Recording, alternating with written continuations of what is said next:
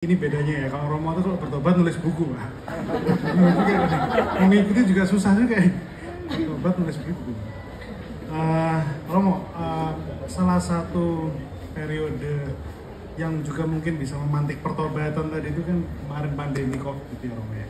Yang secara global orang diajak untuk berada di rumah, lalu juga mungkin merenung gitu ya, dengan kesendirian, tapi di situ muncul refleksi-refleksi. Dan juga orang mulai tersadar di masa pandemi itu bahwa zaman bisa berubah, generasi bisa berubah, dan masa depan juga semakin nggak bisa diprediksi. Pendidikan harus gimana? Dan itu saya pikir ketika saya baca buku Romo cukup kuat ya, mendasari sebagai satu atmosfer refleksi Romo tentang pendidikan. Gimana Romo? Ya, dulu saya dipengaruhi oleh konsep Dasolen Dasein itu. Dasein itu senyatanya apa yang terjadi, kemudian seharusnya Dasolennya seperti apa. Jadi memang waktu itu mengalami semacam ambiguitas pendidikan di tanah air kita ya. Satu sisi kita mau begitu, tapi kenyataannya tidak begitu. Contoh sederhana lah, sebelum pandemi itu kami mengajak guru-guru, oke, kita ke IT, kita menggunakan teknologi. Dari 22 sekolah, yang berani menerapkan hanya 2. Padahal kita sudah bayar seluruh fasilitas itu untuk 22 sekolah. Tapi hanya 2 sekolah yang berani. Akhirnya saya kumpulkanlah semua kepala sekolah itu. Kita ajak refleksi, kemudian ditutup dengan ibadah pemutusan. Supaya apa? Supaya apa yang sudah dibeli, apa yang sudah dibayar itu berguna. Ternyata pandemi datang setelah itu. Dan mereka bersyukur, oh, untung kami nggak terlambat begitu.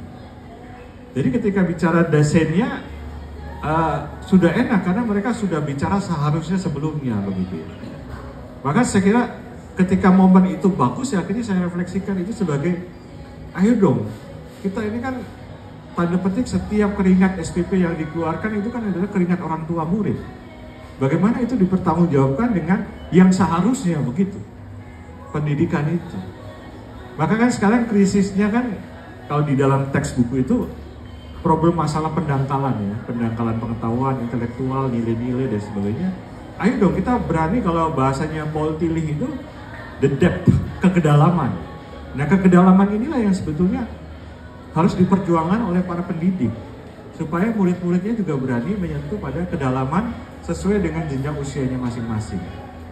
Ya, dan saya kira kalau itu terjadi pada sekolah-sekolah kita di Indonesia, itu menjadi harta karun kekayaan yang luar biasa. Mengapa? Kalau kita pergi ke Gunung Arjuna atau ke gunung di Jawa Timur ya, Anjasmara itu banyak petilasan yang dulu adalah padepokan-padepokan, orang belajar di situ. Atau kita pergi ke Muara Jambi begitu ya, itu ada candi yang sangat luas, ternyata itu juga sekolah ada di situ.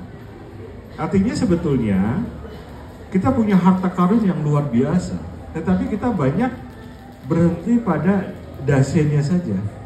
Yang senyatanya udah itulah yang saya nikmati. Kita nggak berani yang seharusnya kita mesti buat apa gitu.